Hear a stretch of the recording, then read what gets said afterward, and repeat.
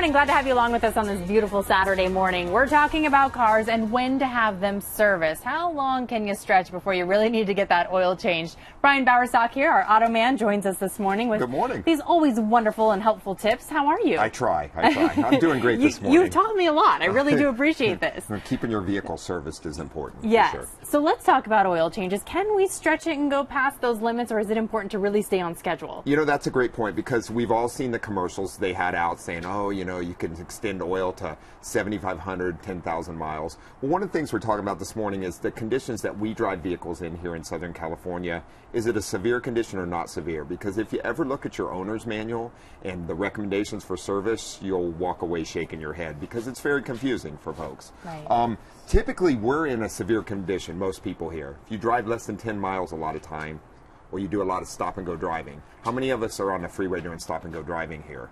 Always. Always. So therefore we pretty much fall into that category, which means you should be servicing your engine more frequently, especially the oil. The second part that falls into that with these extended oil changes is we're seeing a lot of new cars that burn oil.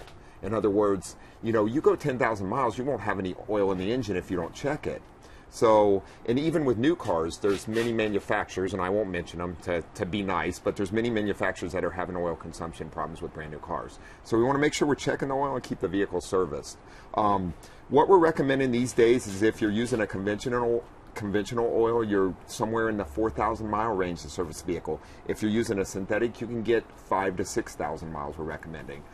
So stores like ours, we've switched over to all synthetic for everything. It's very cost effective now, and folks can get longer mileage, and it's a lot better for the engine. Are there warning signs we should look for when driving that can tell us maybe that oil light comes on, it's really bad. It's over at that point, it's done. So I've seen that light once or twice. You never want to see that light. The problem is you run an engine low on oil continuously, the damage is done over time. Got it. So you really should be checking it regularly. A lot of cars now, though, don't have dipsticks. The higher end cars, a lot of Cadillacs, things like that, they have oil monitoring systems.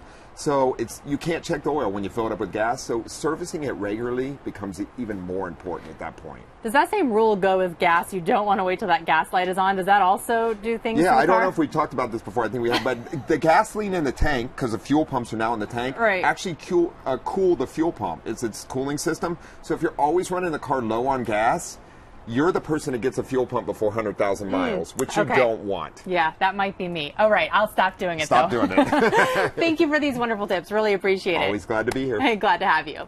All right.